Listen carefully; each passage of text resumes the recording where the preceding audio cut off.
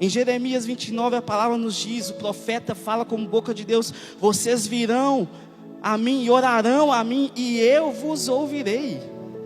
Deus ouve oração. Não importa muito, eu não sei a qual circunstância que você talvez esteja vivendo, passando, mas uma coisa é certa: por que eu devo me dedicar à oração? Porque é uma das formas de Deus nos ouvir. Ele é um Deus que ouve oração. Uma outra razão, porque Jesus tinha uma vida de oração. Essa poderia ser a primeira e única. Uma coisa que eu falo para os jovens aqui, irmãos: nós podemos e devemos olhar para pessoas, homens, mulheres, que são bons exemplos. Porque mau exemplo a gente não deve seguir e olhar.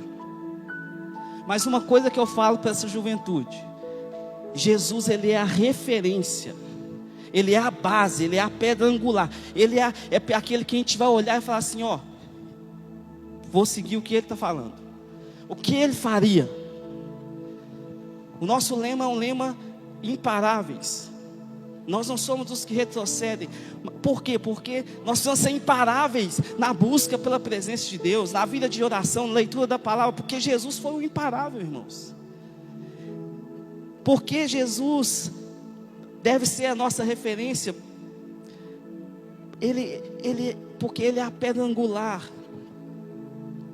Como o Vinícius falou aqui, na parte da manhã, domingo, Jesus é que é o centro, não é a gente. Ele é a razão. E eu queria ler um texto também, Marcos capítulo 1. Marcos 1, versículo 35. Diz assim: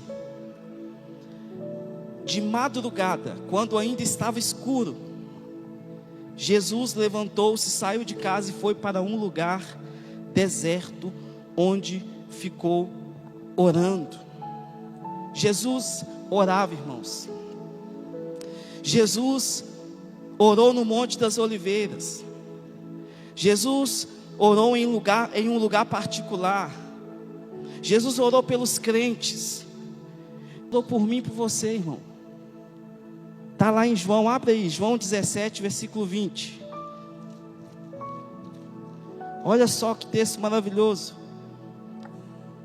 Jesus começa a orar, João 17, versículo 20.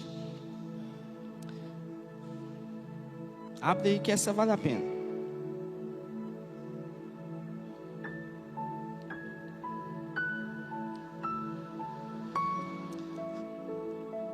Jesus estava orando e Ele fala: minha oração não é apenas por eles que estavam ali com Ele. Rogo também por aqueles que crerão em mim por meio da mensagem deles, para que todos sejam um, como Tu estás em mim e eu em Ti, Pai. Que eles também estejam em nós, para que o mundo creia que Tu me enviaste. Dê-lhes a glória que me deste, para que eles sejam um, assim como nós somos um. Eu neles e Tu em mim. Que eles sejam levados à plena unidade, para que o mundo saiba que Tu me enviastes e os amaste como igualmente me amastes. Jesus tinha uma vida de oração. Por que eu devo me dedicar à oração? Porque Jesus tinha uma vida dedicada à oração. Irmãos, e essa oração aqui, ela é muito desafiadora para nós como igreja, porque foi Jesus quem orou pela nossa unidade. A oração de Jesus aqui fala: eu oro não só pelos que estão comigo, eu oro por aqueles que vão crer através da pregação desse pessoal que está aqui comigo. E a minha oração é que eles sejam unidos. Unidade não tem a ver com uniformidade. Não, vamos vestir uma camisa azul, claro, igual do pastor, andar estiloso com ele, deixar passar um remédio para crescer barba. Não. Unidade é a gente ser diferente, cada um com um estilo de roupa, mas a gente está junto, unido. E outra razão, irmãos, antes de eu falar outra razão, o texto que está aqui, Filipenses 2,5: tende em vós o mesmo sentimento que houve em Cristo Jesus. As pessoas pegam o contexto que fala que se esvaziou de si mesmo. Irmãos, Jesus é a referência. Jesus tinha uma vida dedicada de oração. Jesus Cristo, 100% homem, 100% Deus. E os discípulos que estavam com ele dizem algo em um momento da caminhada: nos ensine a orar. Talvez muitos olham assim, né? Talvez esse pedido hoje em dia vem de outro jeito, né? Que a gente que está à frente fala assim: você ora bonito, você orar desse jeito, como é que ora?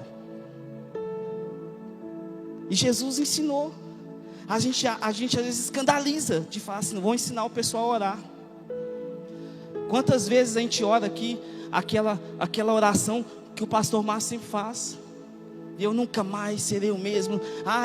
Isso é religiosidade. Muitas vezes as pessoas não sabem orar para pedir Deus para falar com elas. Muitas vezes no final do culto que a gente fala: quem fez a oração pela primeira vez? Muitas pessoas não sabem orar para receber Jesus no seu coração.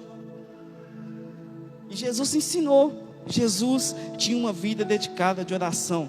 Outra razão pela qual nós devemos dedicar a nossa oração, porque a igreja do primeiro século entendeu isso, irmãos. Eles seguiram Jesus, falou assim: temos que orar. Atos capítulo 1. Vocês estão comigo aqui? Eu vou falando assim, porque com o jovem a gente vai falando assim tudo de uma vez, para eles não perder a mente. Que o jovem passa um mosquito assim, irmãos, eles aí perde. Atos capítulo 1, versículo 13. Fala assim, ó: quando chegaram, subiram ao aposento onde estavam hospedados. Achavam-se presentes Pedro, João, Tiago, André, Filipe, Tomé, Bartolomeu e Mateus, Tiago, filho de Alfeu, Simão, o Zelote, Judas, filho de Tiago. Todos eles se reuniam sempre em oração com as mulheres, inclusive Maria, a mãe de Jesus, e com os irmãos dele. Aqueles homens e mulheres que andaram com Jesus entenderam que era necessário orar. Estava na essência da igreja, lá no primeiro século, oração. Eles se reuniam para orar frequentemente.